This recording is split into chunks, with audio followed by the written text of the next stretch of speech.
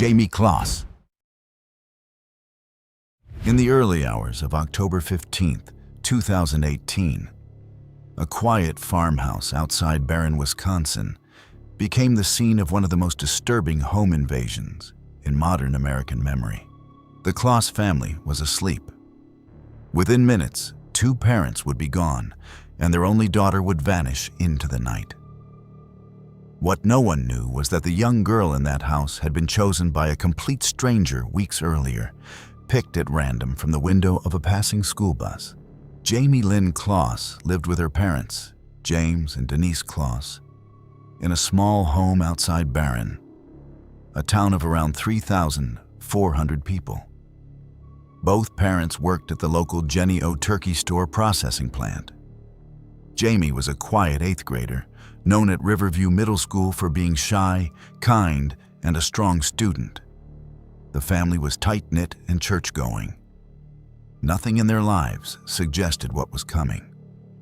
Roughly 3 weeks before the attack, a young man named Jake Thomas Patterson of Gordon, Wisconsin, had been driving to a temporary job at a cheese factory when his car stopped behind a school bus. He saw Jamie step on board. He later told investigators that the moment he saw her, he knew that was the girl he was going to take. He had never spoken to her. He did not know her name. How does a stranger fixate on a girl through a bus window and turn that into a plan? Patterson made 2 earlier failed attempts at the home before the night of the attack. On the 3rd try, he shaved his head and his face to avoid leaving any DNA behind. He wore a black coat and a ski mask. He carried his father's 12-gauge Mossberg shotgun. At 12:53 in the morning, he pulled into the Kloss driveway. The family dog began to bark. Jamie woke up and woke her parents. What happened next was over in minutes. James Kloss went to the front door and was shot through the glass. Jamie and her mother hid in the bathtub behind the shower curtain. Patterson kicked in the bathroom door, ordered Denise to tape Jamie's mouth shut, then shot Denise at point-blank range. Denise had managed to dial 911 from the bathtub before she was killed. The call ended in a hang-up with shouting in the background. Patterson taped Jamie's hands and ankles, dragged her to his car, and put her in the trunk. He passed arriving sheriff's deputies on his way out of the driveway. He drove her about 70 miles north to a remote cabin in Gordon, Wisconsin, that he shared with his father. He burned her clothes.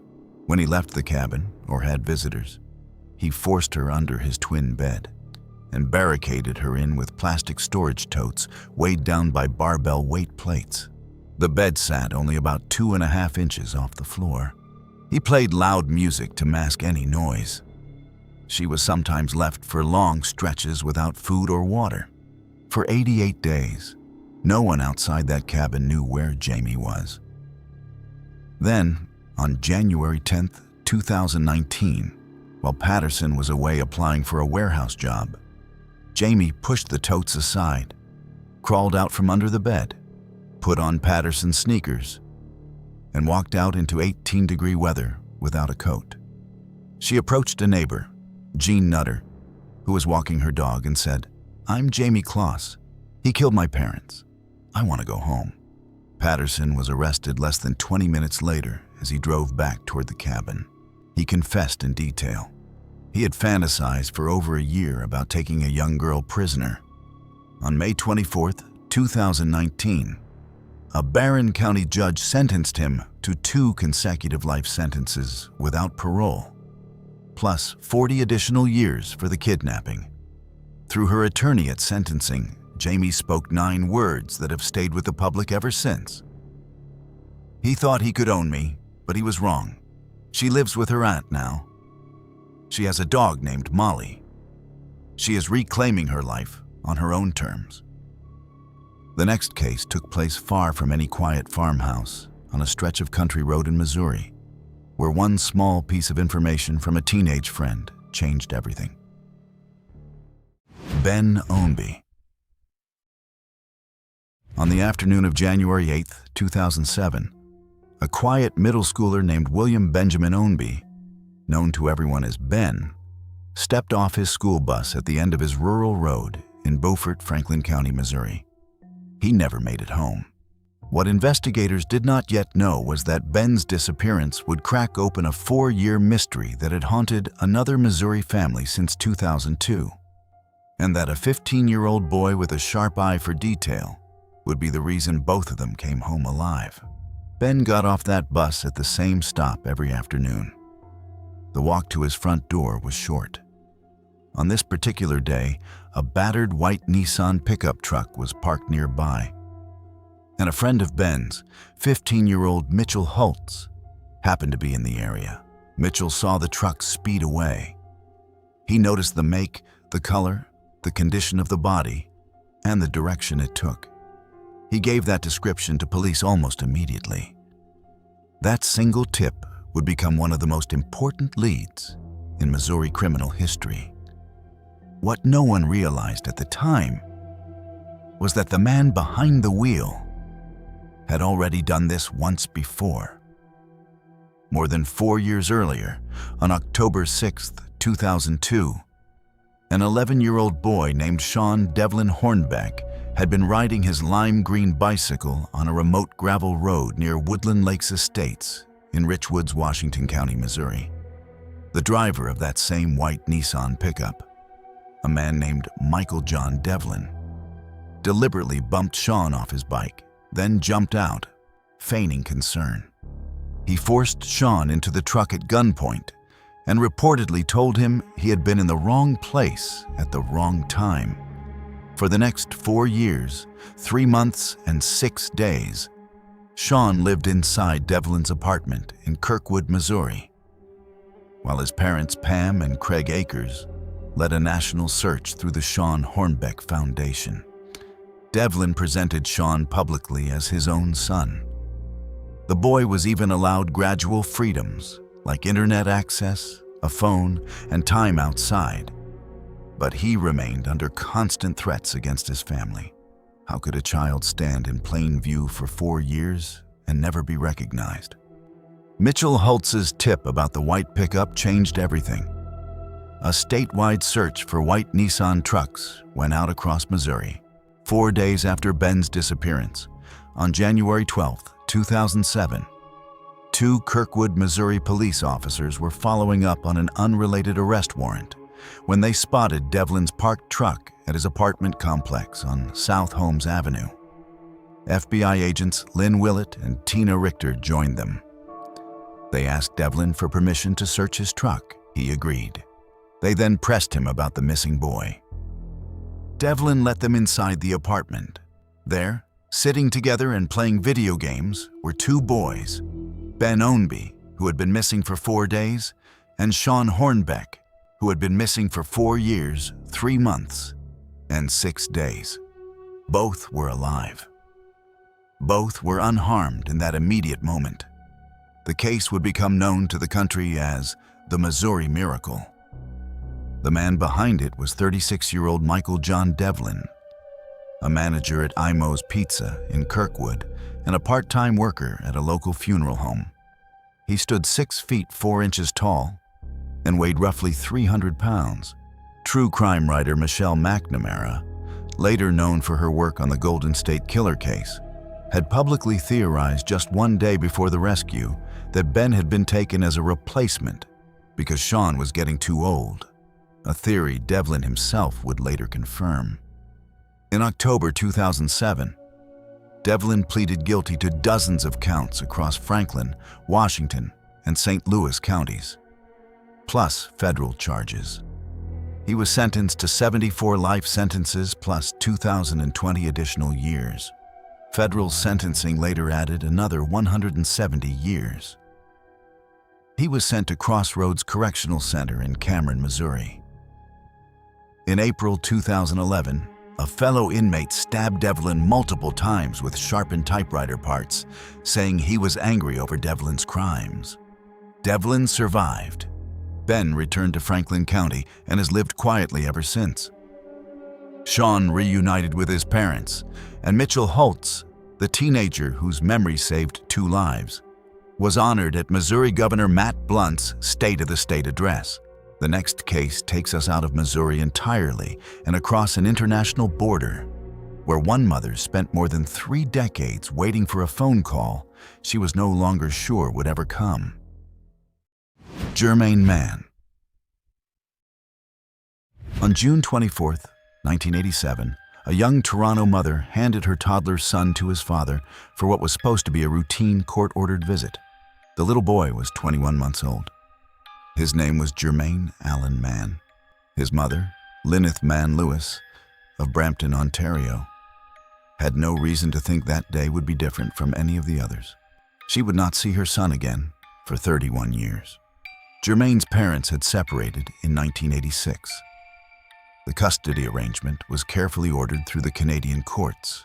On that June afternoon, Jermaine's father, Allen Mann Jr., a dual Canadian and Ghanaian citizen, was supposed to bring the toddler back at the end of the visit. He never did. By the following morning, both father and son were gone. 2 days later, Lyneth reported the disappearance to Toronto police and registered the case with the Missing Children Society of Canada. What the investigators did not yet realize was that Allen Mann had already crossed the border into the United States, taking his son with him. He carried counterfeit birth certificates with him, falsely claiming the family had been born in Houston, Texas. The documents listed St. Joseph Hospital for himself and Herman Hospital for Jermaine, both later confirmed as phony by Texas health authorities.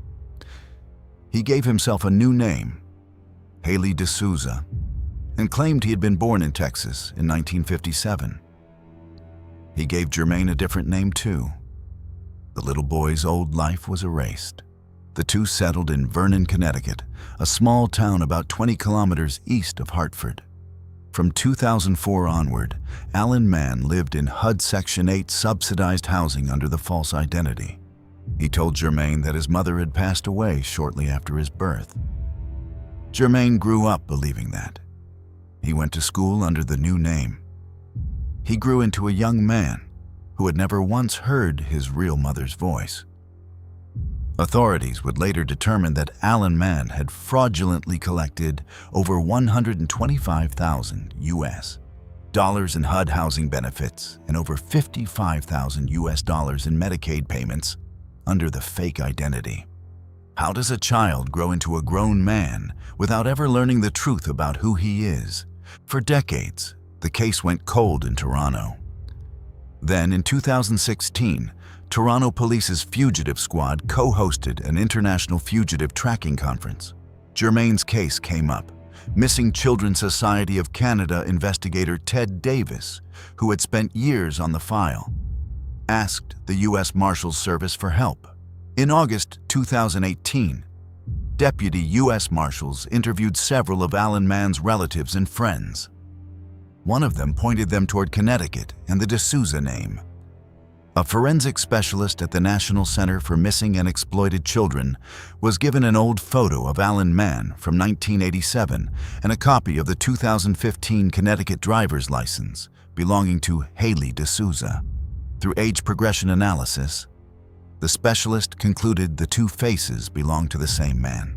Allen Mann Jr. was arrested in Vernon, Connecticut on October 26, 2018. The investigation had involved the U.S. Department of Housing and Urban Development, the U.S. Marshals Service, the Department of Homeland Security, the Toronto Police Service, and the RCMP. Toronto Police Detective Sergeant Wayne Banks called it believed to be the longest case in North America, if possibly not the world, where an abducted child is reunited with a parent where they're both in safe condition. Lyneth Mann Lewis was notified on October 25th. She drove from Brampton to Connecticut that weekend. Jermaine, now 33 years old, met his mother for the first time in 31 years. According to her later account at a Toronto press conference, his first words to her were, "Oh, Mommy, you have my eyes." They held each other for a long time. She cooked for him. He had been a vegetarian for years But he broke that habit to eat the chicken she had prepared. He sat in court at his father's first U.S. appearance with his head in his hands, sobbing quietly. Alan Mann Jr. pleaded guilty to one count of making a false statement and served roughly 18 months in U.S. federal prison. He was later extradited to Canada to face the original 1987 abduction warrant. Germain has remained largely private. He has reconnected with his mother and met a half-brother for the first time. The next case takes us back across the border to a small town in Idaho, where a family invited the wrong man into their lives and almost lost their daughter twice. Jan Broberg.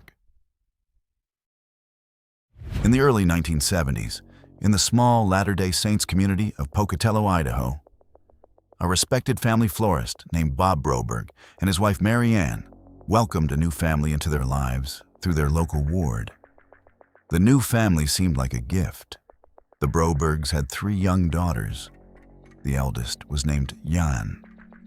Within a few short years, that family friendship would lead to 2 separate abductions, an alien-themed brainwashing operation, and one of the most disturbing cases of long-term grooming ever recorded in American true crime. The Berchtold family, led by Robert Berchtold, known as B, and his wife Gail, became inseparable from the Brobergs after meeting them in 1972. The Broberg children called Berchtold B and treated him as a kind of second father. He was charismatic, friendly, a local businessman, and seemingly devoted to his church and to his neighbors. What no one in the Broberg household understood at the time was that Berchtold had already begun grooming Jan from a young age, while at the same time manipulating both of her parents in completely separate ways. How does a man worm his way so deeply into a family that 2 abductions can take place before anyone fully sees the truth? The first abduction came on October 17, 1974. Berchtold asked the Brobergs if he could take Jan horseback riding. The family agreed.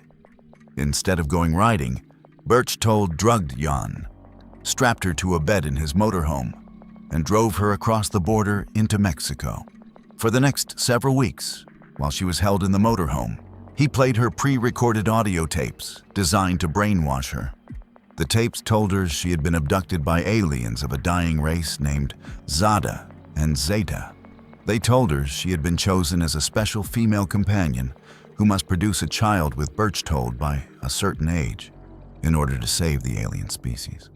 They told her that if she refused, her younger sister would be taken instead, and her family would go blind or die. Mexican law at the time allowed marriages with girls as young as 12.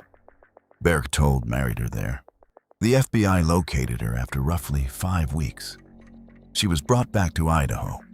What happened next is, in many ways, harder to understand than the abduction itself. While Berchtold awaited charges in the first kidnapping, Jan's mother, Mary Ann, had an approximately 8-month sexual affair with him. Jan's father, Bob, had also been manipulated into a single sexual encounter with Berchtold, which Berchtold then used as personal blackmail. Berchtold's wife, Gail, in turn, used the affair to blackmail the Brobergs into asking the court for leniency on his behalf. His original 5-year sentence was reduced. He ultimately served only about 10 days in jail. The brainwashing tapes continued to be played to Jan secretly in her own bedroom. The second abduction came in August 1976.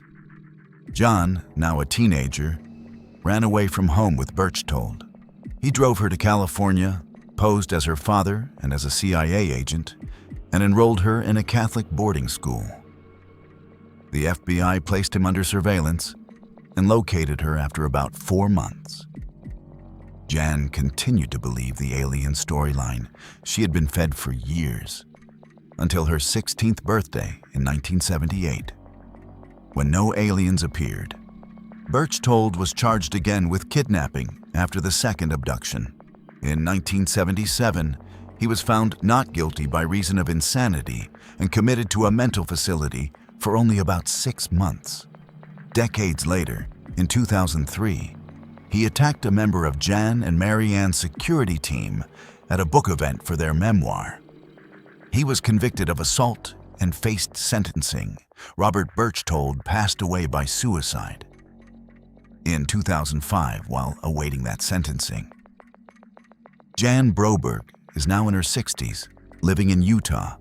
She became a successful actress with roles in films and on television, including a long run on the WB series Everwood. She and her mother co-wrote the book Stolen Innocence, the Jan Broberg story, which was later adapted into the Netflix documentary Abducted in Plain Sight in 2019 and the Peacock miniseries A Friend of the Family in 2022. If you've made it this far and enjoyed deep dives into the most shocking criminal cases, hit that subscribe button and don't forget to press the bell icon. The next case takes us across the Pacific to a small Japanese town where a fourth grader walking home from a baseball game would not see the outside world again for nearly a decade. Fusako Sano. On the afternoon of November 13th, 1990, a quiet fourth grader named Fusako Sano had been watching a school baseball game in the city of Sanjo, Niigata Prefecture, Japan. She started the walk home alone. She never made it. For the next 9 years and 2 months, no one in Sanjo, no one in her family, and no one in the entire country of Japan would know where she was. What investigators would later discover is that the answer had been hiding less than the length of 2 football fields from a working police substation. Fusako had been a fourth grader at the time of her disappearance. She lived a normal childhood with her family in Sanjo. On that November afternoon, a 28-year-old unemployed man named Nobuyuki Sato, who lived with his mother in the nearby city of Kashiwazaki, forced her into his car. He drove her roughly 34 miles, or about 55 kilometers, to his home. The case immediately triggered a massive police search. At one point, investigators floated the theory that she had been taken by North Korean intelligence operatives, which was a real and serious concern in Japan during that era. No trace of her was ever found. How does a young girl vanish in plain sight in a country known for low crime and stay hidden for almost a decade? What no one realized at the time was that Sato had been convicted in 1989 of an attempted abduction of another young girl. His name had been dropped from the active suspect list due to police negligence. The man Niigata police should have been looking at first was the man they had stopped looking at altogether. For 9 years and 2 months, Fusako was held in a small upstairs bedroom of Sato's 2-story home in Kashiwazaki. The home sat just 200 meters, or about 600 yards, from a koban, which is a small Japanese police substation. Sato's mother, then in her 60s, lived downstairs the entire time and never went upstairs because Sato became violent whenever she tried. Police would later conclude that the mother almost certainly knew Fusako was there. She was reportedly the one purchasing feminine hygiene products. She was never charged. For the first 3 months of captivity, Fusako was bound at the hands and feet with adhesive tape.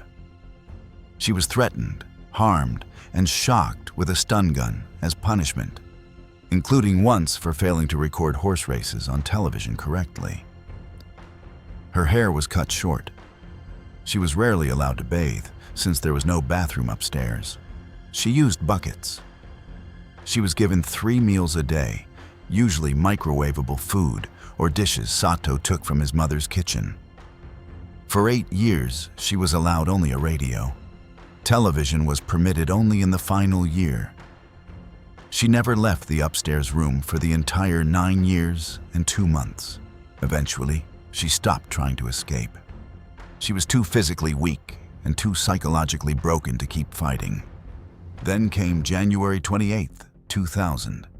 Sato's elderly mother had been calling the local public health center for years, asking for help with her son's behavior. She called again on January 12th and again on January 19th, 2000. telling officials she feared he would harm her. Public health workers finally arrived at the home on Friday, January 28th. Sato became disturbed, and the officials called police. When officers arrived, Fusako, now a teenager, came forward and identified herself. She told them, "I was abducted near the school by a man who forced me into a car. For 9 years, I did not take a step out of the house. Today I went out for the first time." She was severely thin, dehydrated, and jaundiced from a lack of sun. She could barely walk because her muscles had atrophied. The case became a national scandal. On the night of the rescue, Niigata Prefectural Police Chief Koji Kobayashi was playing mahjong with the head of the Regional Police Bureau instead of supervising the response. Kobayashi resigned in disgrace, and the case prompted nationwide reforms in Japanese policing. Sato was sentenced to 14 years, the maximum at the time. He was released around 2014. The next case takes us back to the United States, to a quiet front yard in South Carolina, where a 15-year-old girl was about to do something no investigator could have predicted. Kara Robinson Chamberlain. On the afternoon of June 24, 2002, a bright high school sophomore named Kara Robinson was watering plants in a friend's front yard in West Columbia, South Carolina. Her friend had stepped inside for a moment. The two were planning a lake day. What happened in the next 60 seconds would lead to the takedown of a serial killer who had eluded police across 2 states for years. And it would happen because of one teenager's astonishing ability to think clearly inside an unthinkable moment. A green Pontiac Firebird pulled up to the curb. The driver got out holding what looked like religious pamphlets. He approached Kara and tried to make small talk. When she told him her friend's mother was not home, the man placed a gun against her neck and forced her into a large plastic Rubbermaid storage container in the back seat of his car. Inside the container, Kara made a decision that would later save her life. She started memorizing everything. She memorized the bin's serial number. She memorized the cigarette brand the driver was smoking. She memorized the music in the car. She tracked every turn of the route by counting and listening. How does a teenager, in the middle of being taken, have the presence of mind to start collecting evidence? The driver took her to his apartment in Columbia, South Carolina. His name was Richard Mark Edward Evanitz, born July 29, 1963, a former U.S. Navy submariner. Over the next 18 hours, Kara was held captive inside that apartment. He restrained her with handcuffs. He forced her to take Valium. At one point, he sat with her and watched the television news coverage of her own disappearance. Throughout the entire ordeal, Kara kept studying the apartment for clues. She memorized a refrigerator magnet bearing the name and address of his dentist. She memorized the name of his doctor. She noticed evidence of a woman who lived there with long red hair, who turned out to be his wife, Hope. Away at Walt Disney World with his mother, she noticed pet animals in cages. By the time Evanitz finally fell asleep, he had handcuffed Kara to himself. She waited until his breathing was steady. Then, slowly, she freed her hands. She pushed aside items blocking the bedroom door. She slammed a vacuum cleaner into a closet to brace it shut, opened the front door, and ran. Still wearing one handcuff, she flagged down 2 men in a passing car. They drove her to the Richland County Sheriff's Office. Kara has since publicly stated that the first deputy she spoke to seemed to disbelieve her at first.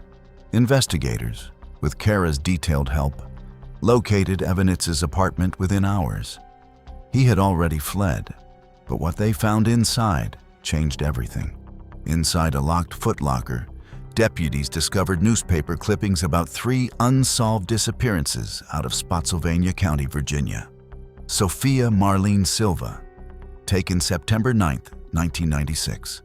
Kristen Michelle Lisk and her sister Katty Nicole Lisk, taken May 1, 1997, from their front lawn. forensic comparison of fibers from the handcuffs Evanits had used on Kara matched fibers found on the bodies of all 3 Spotsylvania victims. Evanits was the unidentified Spotsylvania serial killer. He had fled to Sarasota, Florida. He called his sister and reportedly confessed to more crimes than he could remember. On June 27, 2002, 3 days after he had taken Kara, Sarasota County deputies cornered him after a high-speed chase that ended at spike strips. As police closed in, Evanits shot himself. Kara is now Kara Robinson Chamberlain. 1 year after the kidnapping, she took a summer job at the Richland County Sheriff's Department, the same agency that handled her case. She graduated from the South Carolina Criminal Justice Academy in 2010, the only woman in her class, and became a sworn law enforcement officer.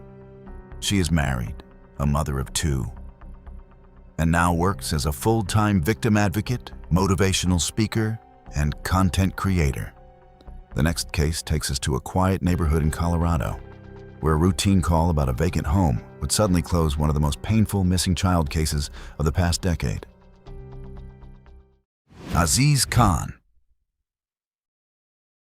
On November 27, 2017, a young father in Atlanta, Georgia, was preparing for what was supposed to be one of the most important days of his life. After a years-long custody battle, the court was finally ready to award him primary custody of his only son, Abdul Aziz Khan, known to his family simply as Aziz. The transfer hearing was scheduled for the next morning. The boy's mother was supposed to bring him to the courthouse. She never showed up. Neither did Aziz. For the next 7 years, no one in the family would know whether the little boy was alive or dead. Aziz's father, Dr. Abdul Khan, was a pulmonologist who worked in the ICU of a New Orleans area hospital. His mother, Rabia Khalid, was an epidemiologist with a master's degree in public health. The two had met in college in Alabama, married, and moved to New Orleans. They separated in April 2014. Khalid moved with Aziz to Atlanta. After a long custody battle in Jefferson Parish, Louisiana, the criminal allegations Khalid had made against Khan were dismissed. The court was preparing to award primary custody to the father. Investigators would later determine that the disappearance had been carefully pre-planned. On November 17, 2017, Aziz had been pulled from school. That same day, Khalid and her new husband, Elliot Blake Bourgeois, sold their cars to CarMax in Atlanta. Bourgeois quit his job. They closed their bank accounts, shut down their cell phones, deleted their social media, and abandoned their apartment. The last verified sighting of Aziz was around Thanksgiving 2017. After that, all 3 of them vanished. How does a child, his mother, and his stepfather disappear off the grid in 2017 in the middle of a digital age and stay invisible for 7 full years? A felony kidnapping warrant was issued for Khalid. The case was registered with the National Center for Missing and Exploited Children. The U.S. Marshals Service joined the investigation, along with the Kenner Police Department in Louisiana. Years passed with no real leads. In November 2022, the case was featured as the centerpiece of a Netflix Unsolved Mysteries episode titled Abducted by a Parent. Dr. Abdul Khan and his sister Rubina Khan appeared on camera. The episode generated tips, but no immediate breakthrough. What the family did not know was that Khalid, Bourgeois, and Aziz had settled in the Denver, Colorado metro area, eventually in a community called Highlands Ranch. They were living under assumed identities. Aziz was being raised under a different name. He had been told that his father was unsafe or absent. He grew up believing the only family unit he had ever known was the only one that had ever existed for him. The breakthrough came on February 23, 2025, almost by accident.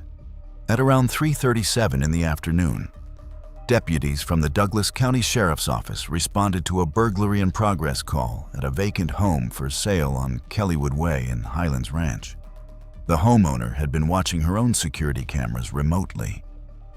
She had spotted a man and a woman illegally entering the empty property. When deputies arrived, they found 2 children waiting in a parked vehicle in the driveway.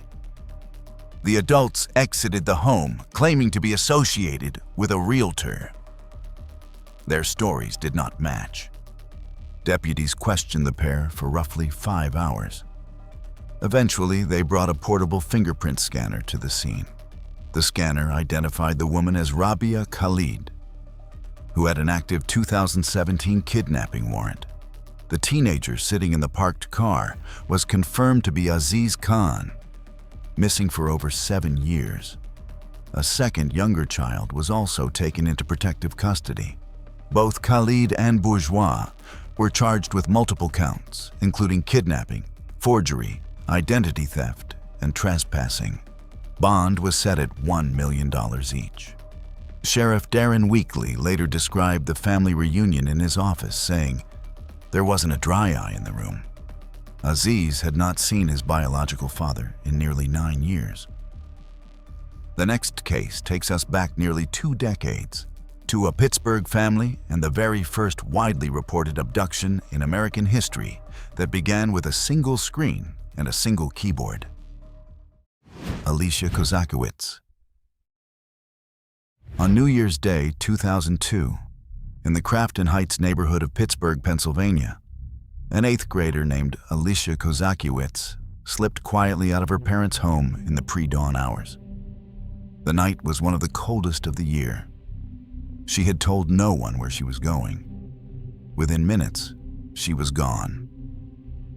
Her case would become the first widely reported abduction by an internet predator in U.S. history, and the way she was found would help reshape how American law enforcement investigates online crimes against children. Alicia lived with her father, Charles Kozakowicz, a car salesman, and her mother, Mary Kozakowicz.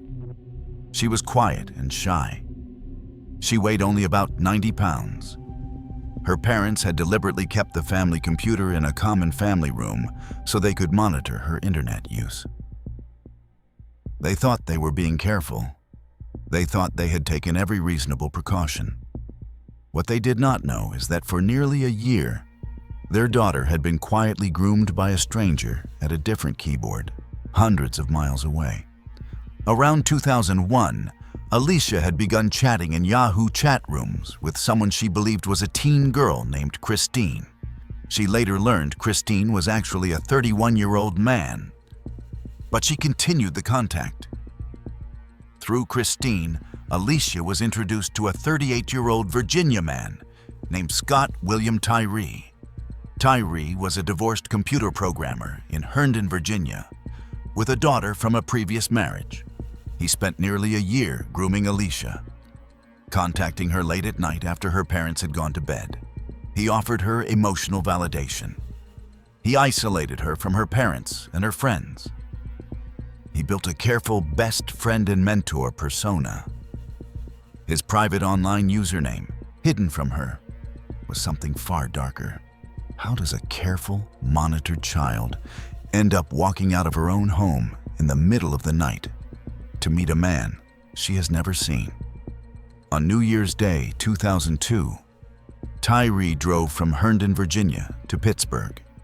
Alicia, who later said she was deeply afraid of the cold and the dark and never went outside alone after dark, slipped out of her parents' home in the freezing pre-dawn hours to meet her friend. Tyree forced her into his vehicle and drove her across state lines back to his townhouse in Herndon, Virginia. For the next 4 days, she was held in a basement room. She was restrained. She was harmed. Tyree also live-streamed parts of what was happening to other online predators through a webcam. The break in the case came from an unexpected place. A man watching the live stream recognized Alicia from the missing child alert that had been issued in Pittsburgh and anonymously contacted the FBI. The informant told them Tyree's username, Slave Master for Teen Girls. Investigators, working under U.S. Attorney Mary Beth Buchanan's office in Pittsburgh, did not have time to obtain a magistrate's warrant for Yahoo's records. They invoked the exigent circumstances provision of the USA Patriot Act, called a Yahoo executive in California in the middle of the night, and got Tyree's IP address. The address traced to Herndon, Virginia. At 4:10 in the afternoon on January 4th, 2002, FBI agents stormed the Herndon townhouse. Alicia, terrified that Tyree had sent men to kill her, was found alive. Tyree was arrested at his workplace 30 minutes later. She had been missing for about 4 days. In September 2003, Tyree was sentenced in U.S. District Court for the Western District of Pennsylvania to 19 years and 7 months in federal prison. He was released in February 2019 and sent to a Pittsburgh halfway house only about 4 miles from the Kozakowicz family home. After public outcry, a federal judge ruled he had to be relocated. In October 2025, Tyree was arrested again and charged with stalking and possession of child sexual abuse material. Investigators said Alicia and her partner had been quietly tracking his online movements. Alicia is now in her late 30s. She founded the Alicia Project at age 14 and has lobbied for the Protect Our Children Act of 2008 and Alicia's Law, a state-level funding stream for internet crimes against children task forces. By 2018, Alicia's Law was credited with helping arrest more than 1,000 online predators in Wisconsin alone, including funding for a K-9 named Kozak in her honor that assisted on the Jamie Kloss case. She continues to speak publicly about internet safety. This was all from our side today. Thanks for watching. Click here to check out another video.